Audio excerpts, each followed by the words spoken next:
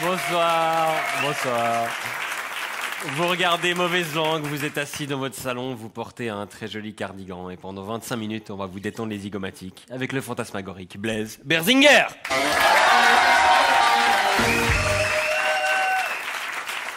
Au sommaire de cette émission, drogue, guerre et Berzinger. Bienvenue dans Mauvaise Langue.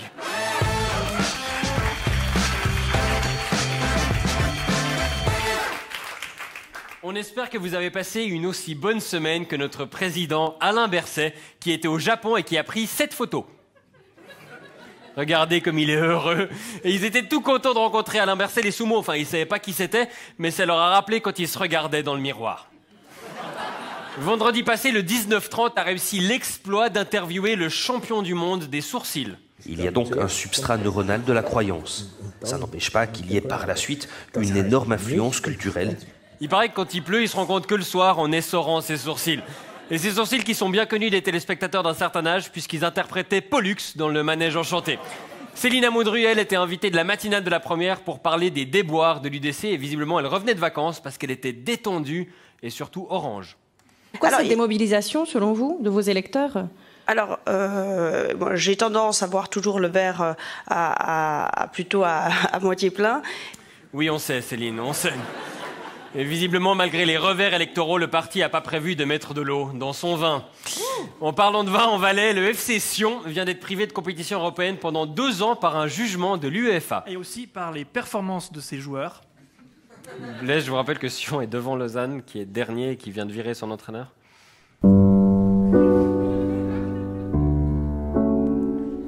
Sion a fait des erreurs administratives et cette affaire prouve bien que Christian Constantin est un pro de la gestion et qui pourrait organiser, je sais pas, par exemple, les Jeux Olympiques.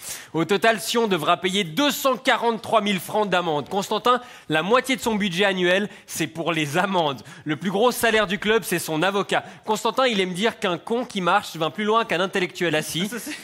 C'est marrant, il parle de toi, parce que t'es assis. Mais toi aussi, t'es assis. Mais moi, je suis paraplégique, c'est différent. Aucun respect pour les... Oui, est-ce que t'allais chercher une chaise roulante? Je sais pas. Sion est pénalisé quasiment chaque année pour ne pas respecter le règlement, à croire qu'ils ne le lisent pas. Mais je vous rappelle qu'un con qui marche va plus loin qu'un intellectuel assis. Mais à leur décharge, c'est super dur de lire en marchant. Constantin n'a jamais aimé respecter les règles. Quand j'étais ado, j'ai vu Constantin parquer sa Ferrari sur le trottoir devant le palais fédéral. Oui, cette histoire est vraie, sinon elle n'aurait aucun intérêt. C'est pas parce qu'elle est vraie qu'elle a de l'intérêt, ton histoire. Par exemple, moi l'autre jour, je croise un pote dans la rue, je lui fais « Ouais, t'es en vacances ?» Il me fait « Non !» C'était énorme. Non, tu vois, c'était vrai, mais c'était pas intéressant. Un peu comme l'émission Couleur locale. Chier sur ses collègues. Ha, ha, ha.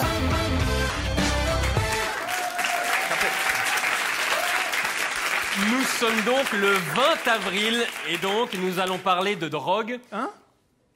On va parler de drogue. Ah, c'était pas la... Moi, j'ai compris la drague. Du coup, j'avais un peu tout prévu, comme si c'est... T'es sûr que c'est pas la drague?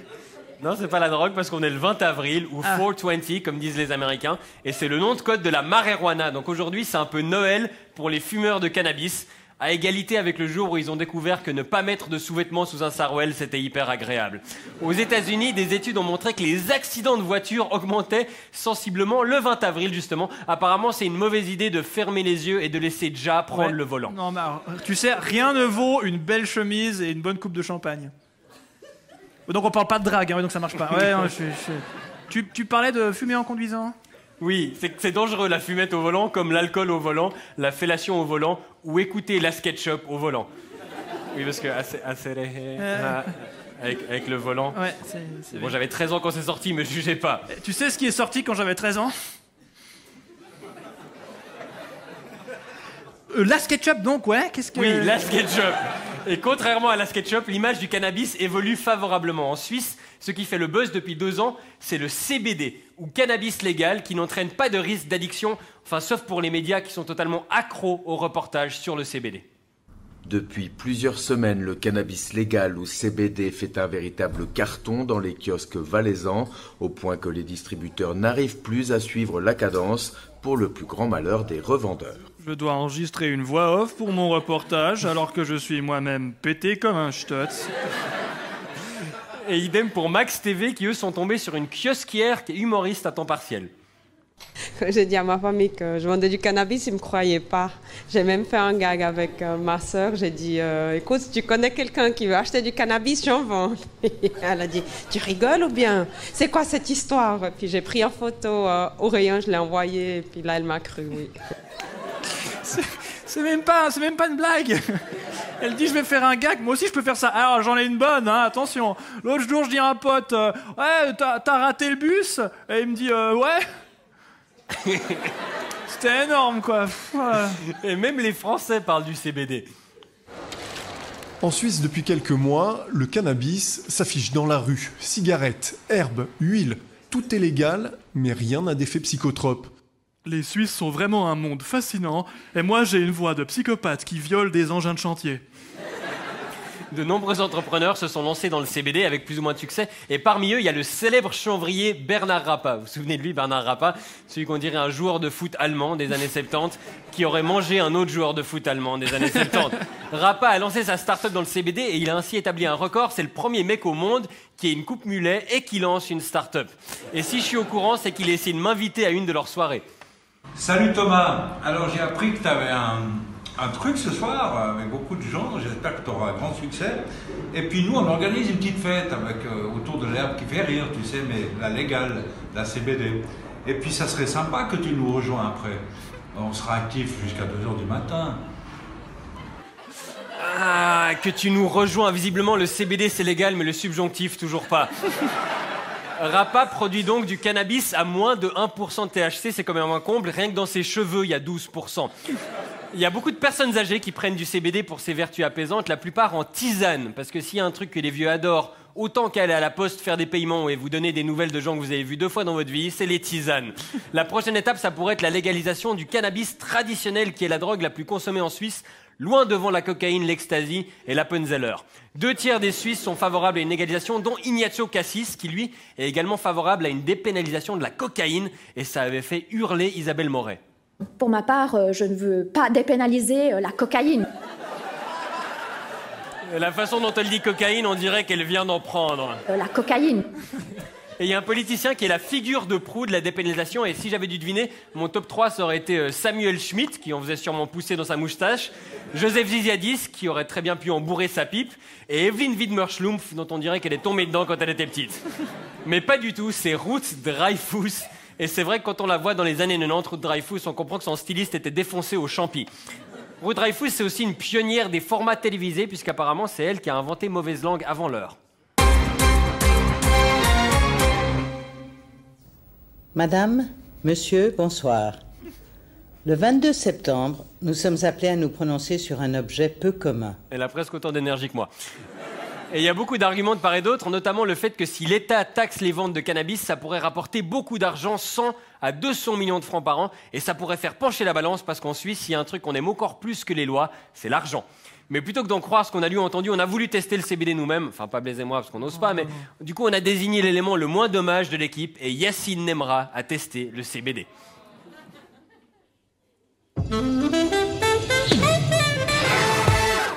Relevant courageusement le défi lancé par Thomas, Yacine, fervent opposant aux drogues récréatives, s'est procuré un joint de CBD. Ouais, ben la drogue, c'est un échappatoire pour des gens qui osent pas regarder les problèmes en face. Hein. Je sais pas si vous avez vu Requiem for a Dream, c'est pas joli. Ben voilà, je m'apprête à fumer mon premier joint de marijuana légal. J'espère que je vais pas finir genre... Attendez, je vais juste chercher un truc, ça va être désopilant. Hey, get up, stand up. Stand up for your rights. Ouï, ouï, ouï, ouï, ouï. 8h40, Yacine fume son joint de CBD. Ben, c'est dégueulasse, hein. Enfin, je comprends pas l'intérêt de se défoncer si c'est même pas bon. Ben, ça confirme ce que je pense, quoi. La drogue, c'est vraiment des paradis artificiels. Moi, je vais rester à ma propre cam. la bonne humeur. 9h15, c'est l'heure d'un bon café schnapps pour commencer la journée.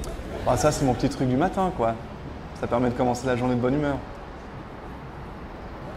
11h, Yacine retrouve une amie qui, selon ses termes, est sortie de l'enfer de la drogue. Ah, je vous présente Coralie, c'est ma meilleure pote d'adolescence. Enfin, je l'ai amenée là parce qu'elle est sortie de l'enfer de la weed il y a 2-3 ans. Et c'était vraiment une période où elle fait n'importe quoi. Quoi? Bah ouais, t'as eu ta phase, tu sais, quand tu roulais des galoches à des meufs en soirée, puis t'arrêtais pas de draguer tes copines. Je suis lesbienne. 13h, Yacine vient de finir son dîner en ville. Mais le whisky que vous avez bu à midi pendant votre repas, c'est pas en contradiction? Ah non, non, non, parce que le whisky, c'est James Bond, hein. Le mec, il ramène des gonzesses, il vise juste. 15h, Yacine nous amène dans son café favori pour prendre l'apéro. Ah bah c'est les heures à 2 chiffres, hein. Santé.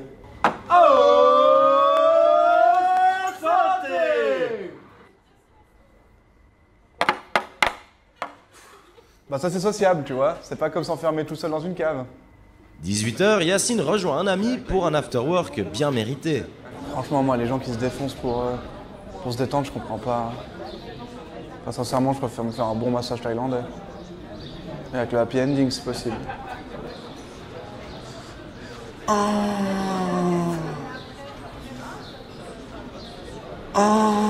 Merci à des combattants du quotidien comme Yacine qui nous prouvent que les psychotropes ne sont pas indispensables, surtout après 18 verres d'alcool. Ouais, mais je suis pas, mais surtout les gars bien, je crois que ça doit être la CBD.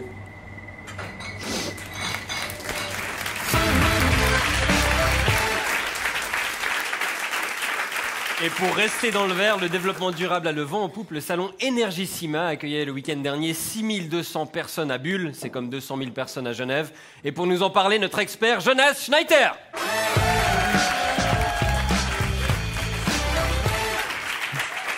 Bonsoir Jonas, vous êtes maintenant un fervent écolo. Quand on s'est connus, vous aviez un 4x4. C'est pas trop difficile à vivre, ces souvenirs? Oui, c'est vrai que c'est difficile. Du coup, je voulais en parler dans un confessionnal, un truc où on peut dire quelque chose et personne ne le saura jamais.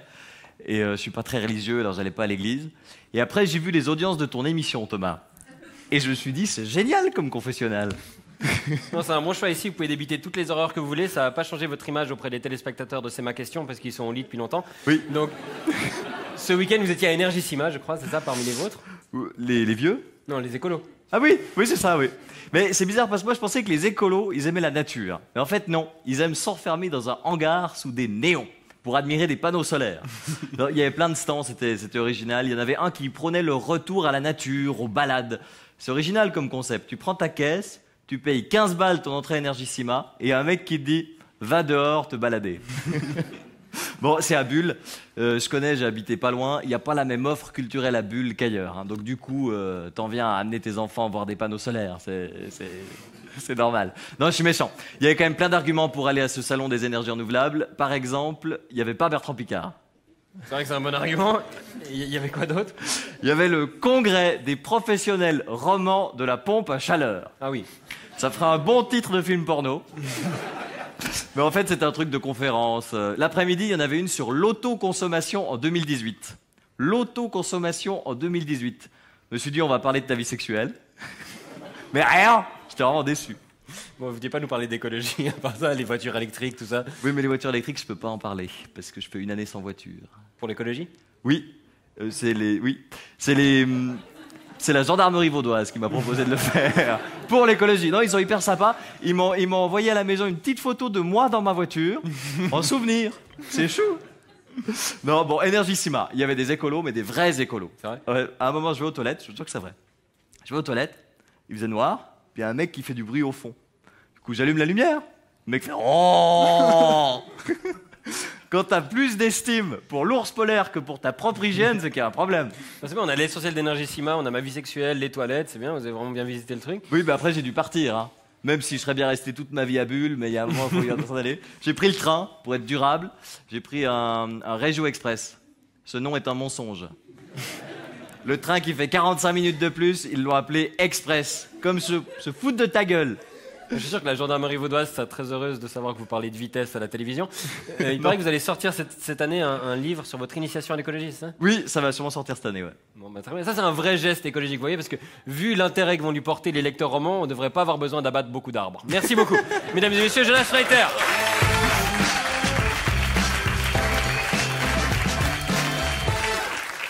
Et je vous rappelle qu'au lieu d'aller admirer des panneaux solaires, vous êtes tous les bienvenus à vendredi soir à Chaudron 18 pour admirer l'enregistrement de l'émission. Et on fête cette semaine l'anniversaire d'une invention suisse. Pour nous en dire plus en dessin, c'est Charles Nouveau.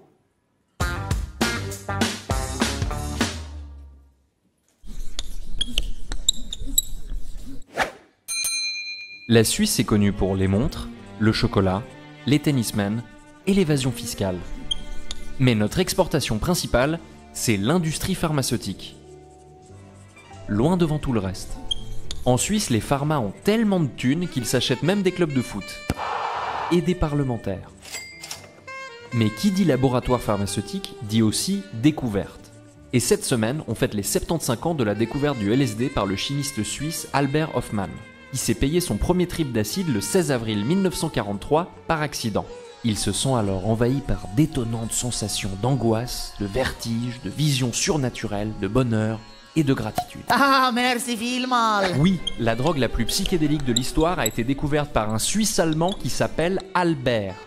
C'est comme si vous me disiez que le reggaeton avait été inventé par un Suisse allemand qui s'appelle Albert. Mais à la base, Hofmann espérait que le LSD trouverait une utilité en psychiatrie et neurologie.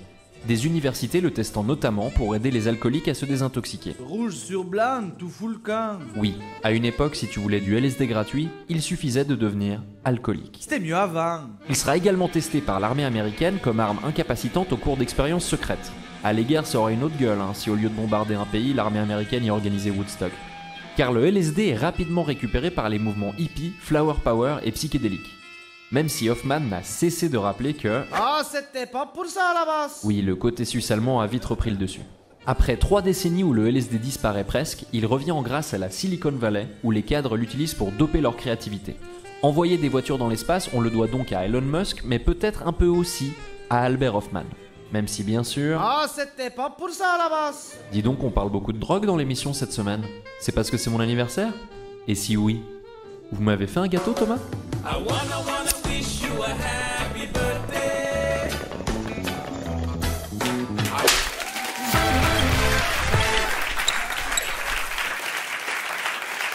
Cette semaine, l'avocat de Donald Trump, Michael Cohen, a comparu devant la justice, notamment pour avoir payé une pornstar $130 000 pour pas qu'elle raconte qu'elle a couché avec Donald Trump. Et si tu es obligé de payer quelqu'un 130 tickets pour qu'il se taise, c'est que tu dois vraiment être nul au lit. Et quand ton avocat a besoin d'un avocat, c'est mal barré. Du coup, Trump a sorti les grands moyens pour détourner l'attention. Certains disent « Oh, regarde là-bas, il y a un arc-en-ciel ». Trump, il dit « Oh, regarde là-bas, il y a une pluie de bombes sur la Syrie ».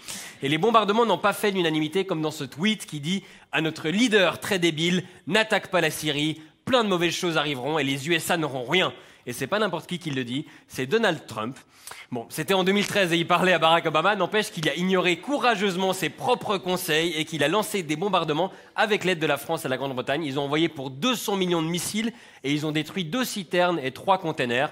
C'est comme cueillir un champignon avec une grenade. Le but, c'était de répondre à des attaques qui ont fait 40 morts par asphyxie à Douma, dans une attaque à la bombe chimique selon les puissances occidentales, ou dans un concours d'apnée qui a hyper mal tourné selon la Russie. Oui, parce que la Russie et la Syrie nient qu'il y a eu des attaques chimiques, mais Trump et Macron, ils disent avoir des preuves irréfutables de l'utilisation de bombes au chlore. Ils se méfiaient, Assad n'arrêtait pas d'acheter du chlore et toujours pas de piscine. Dans les annonces immobilières, c'était bizarre, ils mettaient bel appartement, partiellement détruit, orienté plein sud, plein est, plein ouest, parce qu'il n'y a plus de murs, plus d'eau courante, plus d'électricité, mais par contre, il y a le gaz. Je me demandais où t'allais en venir avec tout ça. Et à part ça, tu veux voir ce que c'est une vraie arme chimique? Ouais. Tire sur mon doigt. 40 personnes sont mortes et vous me dites tire sur mon doigt. Bon, le problème, c'est que les scientifiques de l'organisation d'interdiction des armes chimiques n'ont toujours pas eu accès à la ville de Douma, officiellement pour des raisons de sécurité, selon la Russie et la Syrie. On soupçonne que c'est plutôt pour nettoyer le site. Les scientifiques vont arriver à Douma et ça ressemblerait à Wisteria Lane dans Desperate Housewives. L'organisation a déclaré que même si c'est nettoyé, de toute façon, ils découvriront le produit qui a servi à nettoyer. Donc, si ça sent le chlore, c'est qu'il y a eu une attaque chimique, et si ça sent la javel, c'est qu'il y a eu une attaque chimique et qu'ils ont tout nettoyé. Et dans le premier cas, les suspects, c'est Bachar el-Assad et Vladimir Poutine, et dans le deuxième, c'est Assad, Poutine et Monsieur Propre. Oui, alors, d'ailleurs, je ne veux pas dire, mais Monsieur Propre et Vladimir Poutine, on les a jamais vus dans la même pièce en même temps. Je dis ça, je dis rien. Oui, c'est vrai. Certains soutiens de Bachar, ils accusent même les secouristes syriens, les casques blancs, de tourner leurs images de sauvetage en studio. Parce que franchement, qu'est-ce qui est plus facile à trouver en Ghouta oriental? Des ruines avec des cadavres ou un studio de cinéma? Même dans les cinémas bobos d'arrêt d'essai, ils n'ont pas de films syriens. Et dans cette histoire, il y a Trump qui dit un truc, Poutine qui dit le contraire. On est donc dans une situation inédite. Un de ces deux hommes ne ment pas. Et il y a un point sur lequel les experts sont d'accord avec la Russie. La réplique occidentale était illégale. Aujourd'hui est un triste jour pour le monde, pour l'ONU, dont la charte a été grossièrement piétinée. Voir la Russie faire semblant d'en avoir quelque chose à foutre de la charte de l'ONU, c'est quelque chose quand même. C'est comme les conditions générales sur Internet, personne lit jamais. De nos jours, l'ONU a à peu près l'autorité d'une remplaçante de dessin face à une classe d'hyperactifs à l'heure du goûter. Et la France aussi est très fâchée, elle a annoncé qu'elle a retiré la Légion d'honneur à Bachar el-Assad. Il va recevoir un petit courrier administratif. Bachar, tu rends ton pins maintenant. Je suis sûr que ça va le calmer direct. Donc, à Paris, ils sont vaudois, en fait. Ah, c'est l'accent vaudois, moi je crois que c'est l'accent administratif. En fait.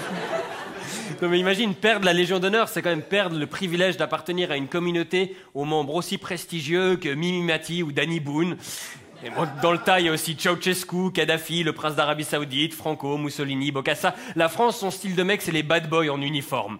Le dernier à qui ils ont retiré la Légion d'honneur avant Assad, c'était Harvey Weinstein. Donc pour se faire enlever la Légion d'honneur, il faut violer soit des actrices, soit les conventions de Genève. Quant à Emmanuel Macron, lui, il s'est dépucelé. C'est sa première intervention militaire. Il était tout excité. Juste avant l'attaque, il était dans une classe d'école en interview avec Jean-Pierre Pernaut. On s'est dit, ça y est, il va de nouveau épouser la maîtresse. Et non, il a pris son cartable et il allait bombarder la Syrie. Et il y a eu un débat ensuite à l'Assemblée nationale, mais seulement après les attaques. Comme ça, ceux qui sont pas d'accord, ils peuvent dire qu'ils sont pas d'accord, et Macron, il peut dire qu'ils s'en bat les couilles. Le président de la République, il a eu un rôle très important dans cette histoire. Selon Emmanuel Macron, il a dit qu'il avait convaincu Trump de ne pas se retirer. Et la porn star disait exactement le contraire. Le problème, c'est que convaincre Donald Trump, ça dure exactement 5 minutes. Après, il fait le tour de l'aquarium. Parce que peu après, la Maison-Blanche a contredit Macron. Ils ont dit qu'ils n'avaient pas prévu de rester en Syrie. Le général James Mattis a déclaré qu'il s'agissait de frappes ponctuelles, des frappes ponctuelles. C'est l'horloge parlante avec des missiles Tomahawk. En tout cas, on est rassuré parce que pour les Américains, bombarder sans avoir de stratégie au long terme, ça avait si bien marché en Afghanistan et en Irak. Enfin, à part que les talibans sont revenus et que ça a donné naissance à Daesh et que les deux pays sont en guerre civile permanente depuis, mais à part ça, mission accomplie.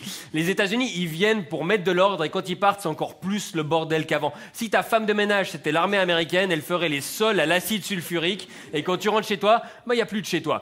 Et pendant que chacun avance ses pions diplomatiques, les civils syriens, ils n'ont rien à dire alors que tout le monde les bombarde à gauche à droite parce que faire la guerre, c'est comme faire la fête, c'est quand même plus cool quand tu la fais chez les autres.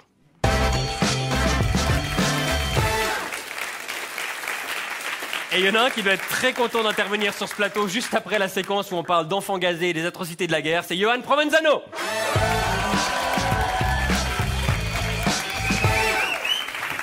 Bonsoir Johan. Johan, vous êtes de la Riviera, vous avez donc suivi le dévoilement du programme du Montreux Jazz cette semaine. Oui, avec de très beaux noms d'ailleurs. Il y a Très Cher au Stravinsky le 2 juillet. Il y a Méga Cher dans la même salle le 6 juillet. Et je pense aller voir Cher, mais franchement, ça vaut la peine de mettre les thunes le 9 juillet au Lab. Non, je rigole à part ça, j'adore le jazz, vous émerveillez tous mes étés, qui aime bien, châtie bien, vraiment. Mais ça sent le mec qui veut gratter des invites quand même, là. Oui, un peu. Non, Thomas, écoute-moi, le festival à la mode, c'est plus le jazz, d'accord? L'endroit hype où il faut aller maintenant, c'est Coachella. Coachella? Ouais, Coachella. Coachella, c'est un peu comme le Paléo, mais à la place de Zaz, Indochine et Vianney, c'est Beyoncé, Migos et Eminem. Mais t'es où, papa, là? C'est Beyoncé et Vianney. Oui, je pense que tous les téléspectateurs avaient les deux références, Beyoncé et Vianney. Aussi, ouais. Et c'était ce week-end, Coachella? Oui, et le week-end passé, d'ailleurs. Les mêmes artistes se produisent 2 fois au festival à 1 semaine d'intervalle. Comme ça, ils peuvent avoir 2 fois plus de monde. Ou alors pour ceux qui ont trop pris de trucs et qui ont oublié les concerts de la semaine d'avant. Et il y a des concerts incroyables. Celui de Beyoncé, il était historique. Mais il y a un truc qui m'a titillé, Thomas. Je crois que Beyoncé m'a observé pendant Paléo et s'est inspiré de mes comportements pour ses chorégraphies. C'est vrai ? Ouais. Là, c'est moi qui cherche mes potes dans la foule. Là, c'est moi qui vais faire pipi dans les toilettes de festival.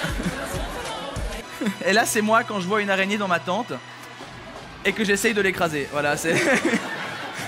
Il faut leur demander des royalties, Johan. Donc Coachella, c'est the place to be maintenant. Thomas, toutes les stars, ils sont d'accord. Celles qui chantent pas, elles sont dans le public. La zone VIP compose environ un quart de la surface totale, Thomas. Enfin, dis-moi une star, vas-y. Georges Bregui. Leonardo DiCaprio, exactement. Il y était, d'ailleurs, il gagne le meilleur Oscar du mec qui veut passer incognito dans les films des années 90, mais qui est quand même équipé au cas où il y a une éclipse, tu vois. Moi, une fois, j'ai croisé Carlos Leal au Caprice Festival, j'étais refait. Il avait aussi un déguisement pour pas qu'on le reconnaisse. C'est vrai ? Ouais, c'était son visage. Même Bastian Baker y était, déguisé en mec qui fait semblant de pas être vénère, de pas être programmé sur la grande scène. Enfin, il est quand même très beau, hein, Bastien. Enfin bref. Mais personne peut arriver à la cheville de Rihanna en 2012, qui a tout simplement utilisé le crâne de son garde du corps pour rouler son joint. Il y avait la friend zone, maintenant on connaît la rouler des joints sur mon crâne zone. Ça devait être bizarre, l'annonce d'embauche. Il faut que tu sois grand, musclé, que tu aies le crâne plat. Mais à Coachella, ce qui est bien, c'est que chaque festivalier se prend pour une star qui doit documenter ses moindres faits et gestes sur Instagram. En fait, c'est pas un festival, c'est un photoshoot géant et entre deux, il y a quelques concerts, tu vois. Le défilé de mode est permanent et tendance générale, cette année d'ailleurs, comme toutes les années, c'est hippie riche. Genre Woodstock, mais en Louboutin, tu vois. Florilège, vous êtes déjà demandé à quoi ça ressemblait un lapin qui fait l'amour avec un six-pack de bière, voilà. Enfin, le désavantage, c'est le bronzage dalmatien à la fin de la semaine. Look suivant, apparemment, la tendance, c'est l'aluminium. Dire que moi j'utilise le double de papier d'alu pour emballer 2 fois moins de viande. Et là, dans le thème de la semaine, c'est Spider-Man qui a pris du LSD. Hein. Point bonus pour la banane, habile stratagème quand on n'a pas de poche. Ou de dignité. Ça, je sais pas. Mais en tout cas, cette tenue est un puissant contraceptif. Ah oui. Et ouais. Quoi ? Je sais pas ce que ça fout là. Blaise, vous étiez à Coachella ? Hein, ouais, bien sûr, j'y vais tout le temps, ouais. J'y vais après d'ailleurs. Ouais, moi aussi. Ouais. Vous allez à Coachella ? Non, en fait, on prend le Régio, on va au QI Jazz. On fait semblant d'être à Coachella. Vas-y, tu sais quoi, on va être à Coachella. Vas-y, Julian, lance la musique. Tiens, Thomas, on va être à Coachella. Tiens, allez, mets-moi le son Coachella. On se fait plaisir. On est tous ensemble à Coachella. Thomas, faut que tu t'habilles. Voilà, j'arrive pas. Voilà. Bon, nous, on va à Coachella. On se voit la semaine prochaine.